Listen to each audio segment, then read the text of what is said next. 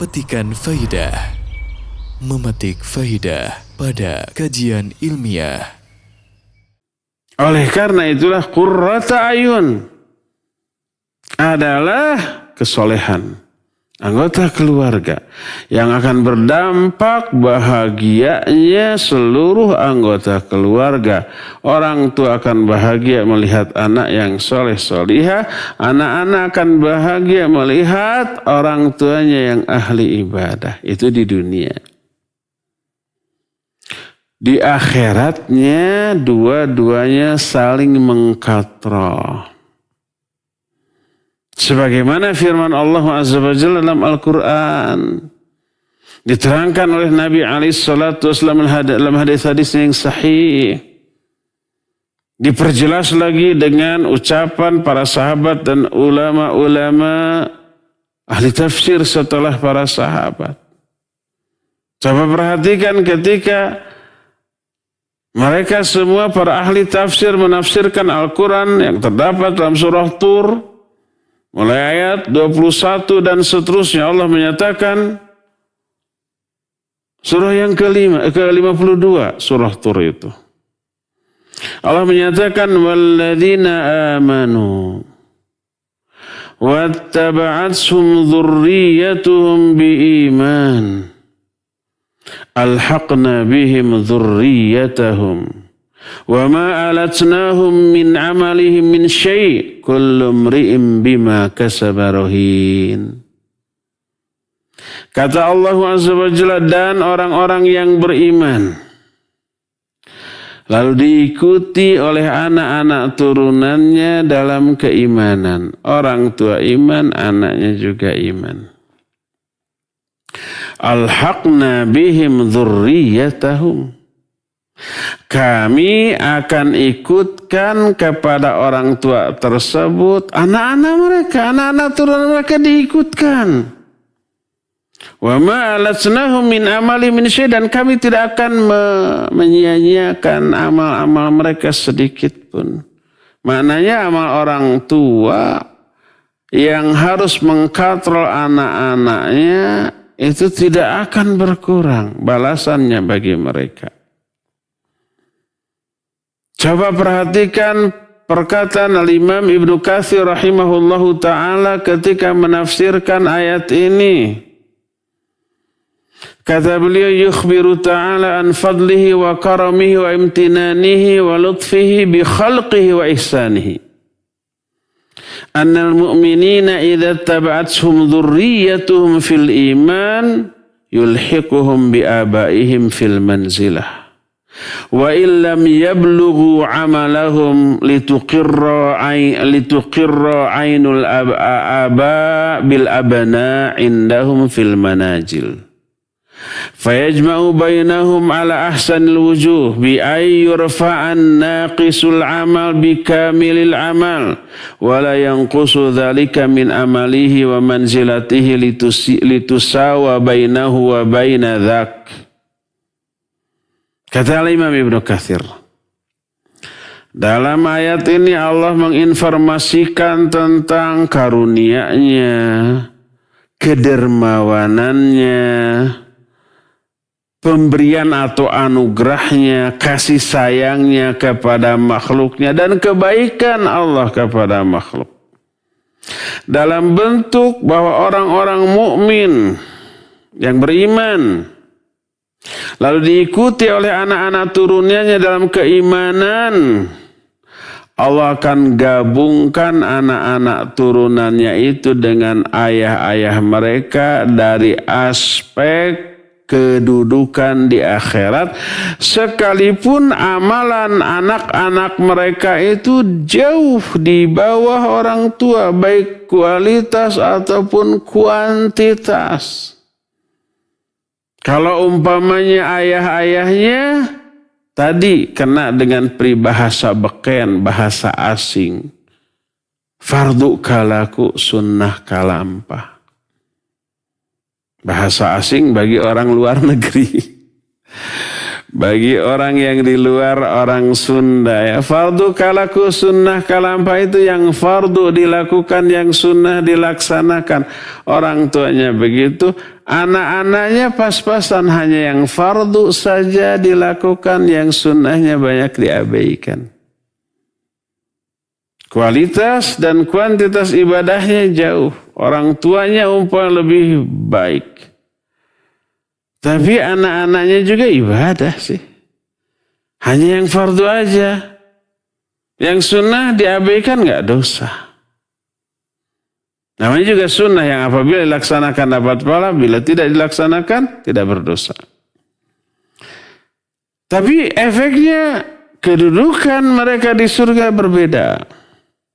Dikatrollah sang anak kepada manzilah, kedudukan, level, tingkatan surga ayahnya. Kenapa? Untuk apa? Lituqirra a'yunul aba bil abna indahum fil manzilah. Untuk memberi kebahagiaan kepada orang tua dengan disatukannya kehidupan kebahagiaan mereka dengan anak-anak mereka. Jadi dunia juga tuh begitu ya. Kita sebagai orang tua, saya orang tua nih. Bukan hanya orang tua, orang yang sudah tua juga. Sudah punya cucu.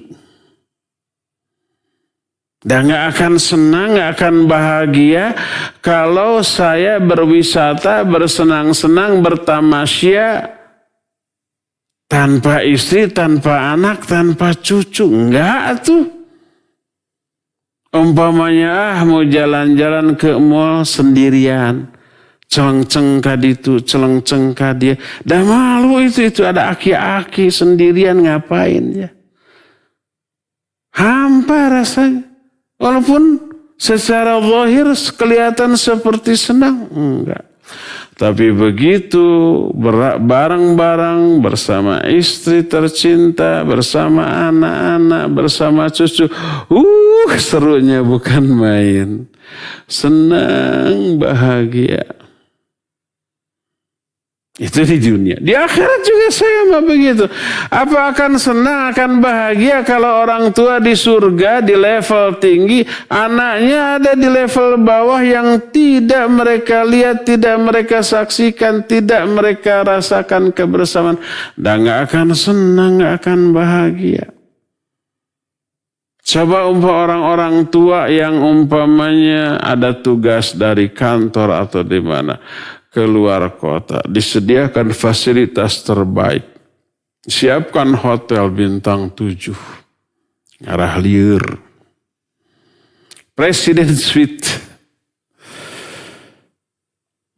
terus seluruh fasilitas ada, ranjangnya empuk, kamarnya luas, wifi-nya kenceng, terus apalagi tempat WC-nya, toiletnya lebih menyenangkan daripada kamar kita di rumah. Showernya ada, bathtubnya ada, whirlpoolnya juga ada umpamanya, mau ngapain. Tapi sendirian, istri gak ikut, anak-anak cucu gak ikut, terseru atuh. Kesepian. Mending di rumah, walaupun sempit, walaupun tidak semewah di hotel, tapi ngumpul bareng. Itu di dunia. Di akhirat juga begitu. Orang tua baru bahagia kalau berkumpul bersama anak-anaknya. Berdasarkan hal itulah Allah menyatukan mereka dalam sebaik-baik sesempurna-sempurna keadaan.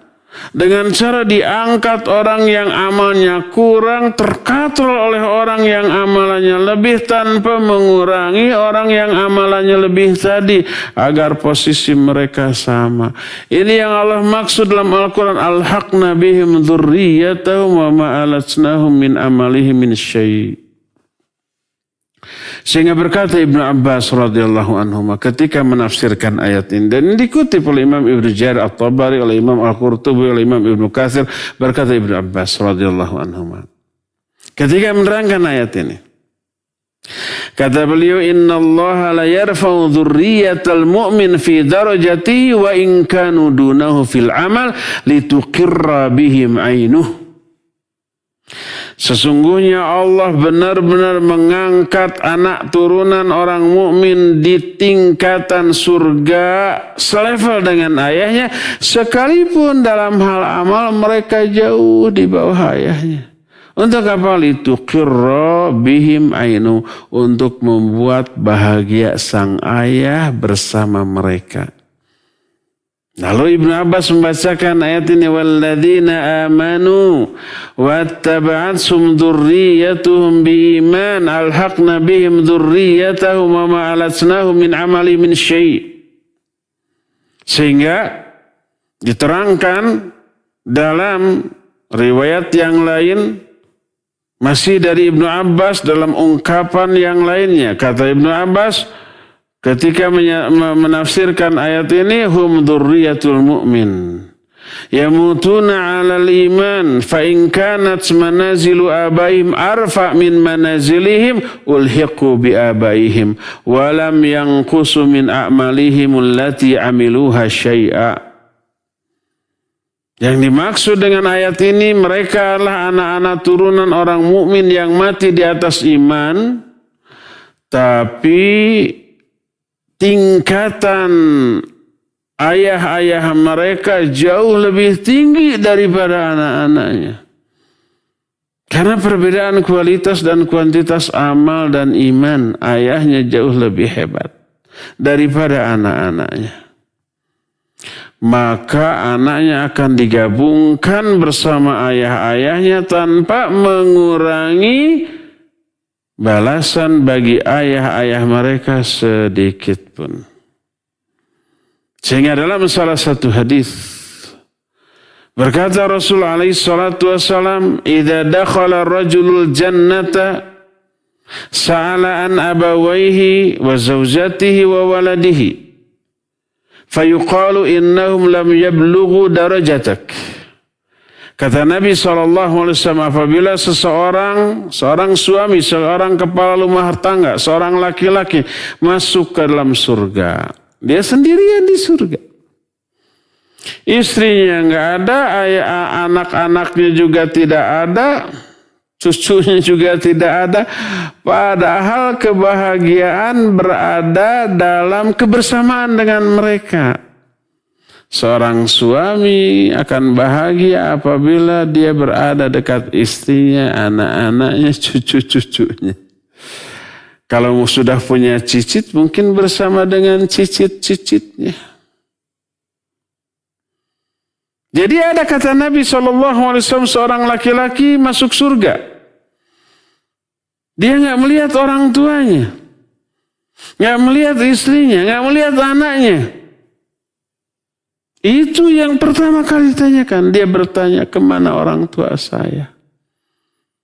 Kemana istri saya?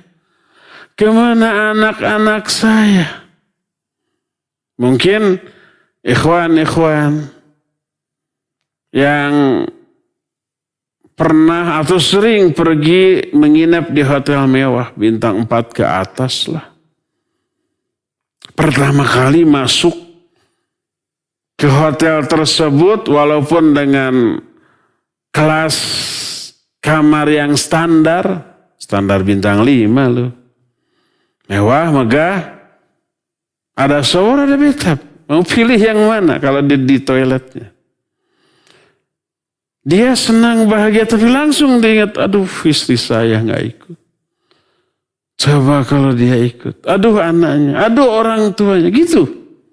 Itu di dunia loh. Kalau suami yang peduli dan setia kepada istri dan hanya fokus kepada kebahagiaan keluarga.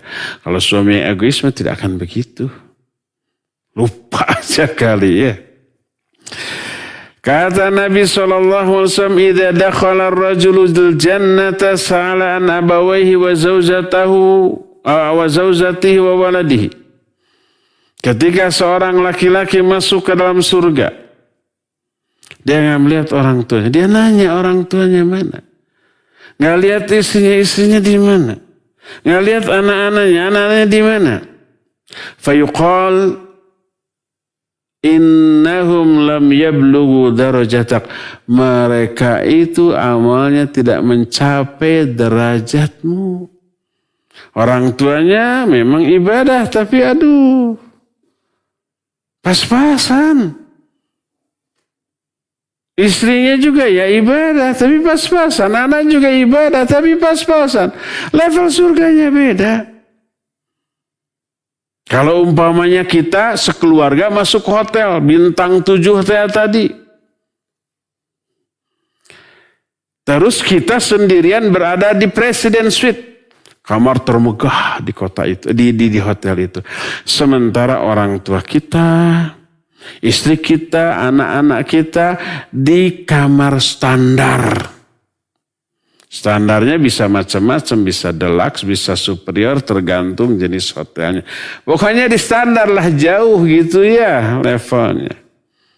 Kita mah sebagai yang paling tinggi mungkin di lantai yang paling tinggi sehingga view-nya bagus, indah gitu ya, bisa melihat ke semua arah, bisa melihat sekota di tempat tersebut. Kalau yang standar mungkin di bawah.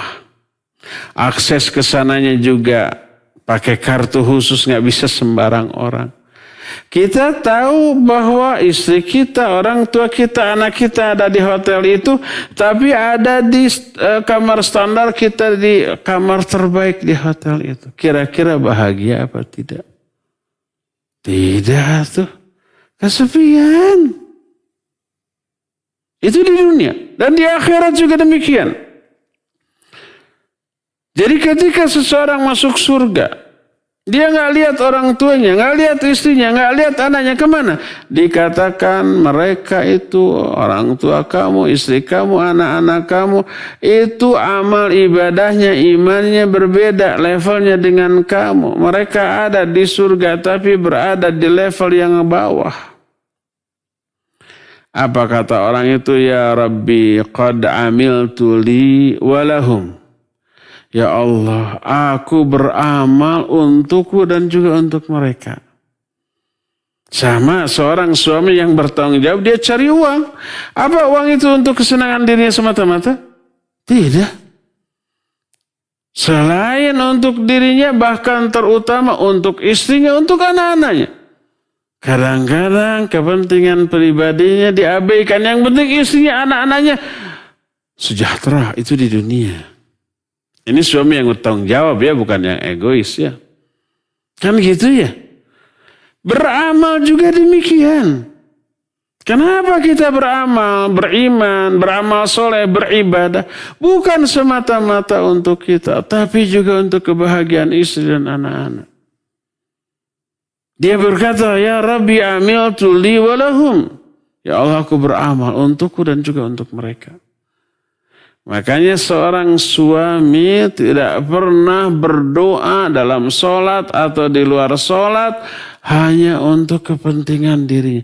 Ya Allah, bahagiakan saya aja sendiri ya Allah. Enggak.